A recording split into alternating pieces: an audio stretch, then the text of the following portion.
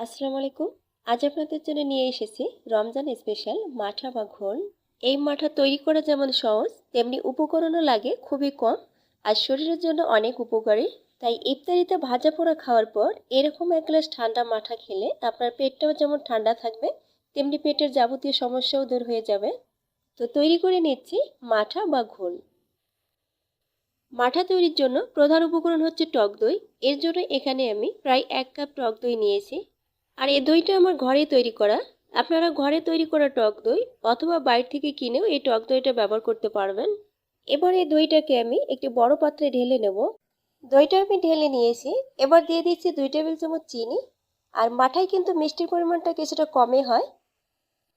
এরপর দিচ্ছি হাফ চা চামচ বিট লবণ এবং হাফ চা চামচ রেগুলার লবণ।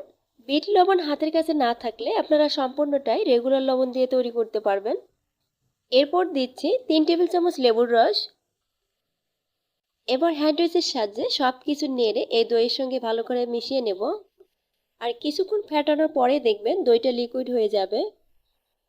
কিছুক্ষণ ফেটানোর পরে যখন দইটা এরকম লিকুইড অবস্থায় আসবে, তখন এখানে ঠান্ডা পানি অ্যাড করতে হবে। আমি এখানে মেজারমেন্ট কাপের 1 কাপ ঠান্ডা পানি দিয়ে দিচ্ছি। আর প্রথম অবস্থায় খুব বেশি পানি অ্যাড করবেন না। প্রথমে অল্প কিছুটা পানি অ্যাড করে এর ঘনত্বটা বুঝে তারপরে প্রয়োজন হলে আরও কিছুটা পানি অ্যাড করে নেবেন। আর আপনার পছন্দ মতো কতটুকু পাতলা বা ঘন খাবেন সে অনুযায়ী পানিটা অ্যাড করে নেবেন।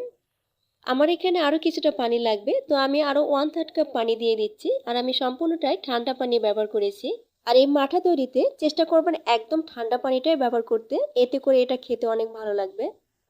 তো ঠান্ডা পানিটা দেওয়ার পর আমি সব কিছু ভালোভাবে নেড়ে মিশিয়ে নিয়েছি। আর মাঠাটা এখন আমার একদম রেডি হয়েছে। এখন আমি এর ঘনত্বটা দেখিয়ে দিচ্ছি। এটা কিন্তু একদম পানির মতো পাতলা হবে না, আবার খুব বেশি ঘনও হবে না। অনেকটাই লিকুইড দুধের মতো এর ঘনত্বটা হবে। আর এই মাঠাটা তৈরি করার পর নর্মাল ফ্রিজে রেখে ঠান্ডা করে নেবেন। তারপর খাবারের সময় বের করে আবারও ভালো করে নেড়ে চেড়ে নিয়ে গ্লাসে ঢেলে পরিবেশন করবেন। এবারে মাঠা বা ঘোলটা আমি যে গ্লাসে পরিবেশন করব সেই গ্লাসে কিছুটা বরফের টুকরো দিয়ে দিচ্ছি। আর পরিবেশনের সময় গ্লাসে এভাবে কিছুটা বরফের টুকরো দিয়ে নেবেন, এতে করে এই মাঠাটা বেশি সময় পর্যন্ত ঠান্ডা থাকবে। আর একদম ঠান্ডা হলে সেই মাঠাটা খেতেও খুব ভালো লাগে। এবারে এই গ্লাসে সেই মাঠা বা ঘোলটা আমি ঢেলে নিচ্ছি।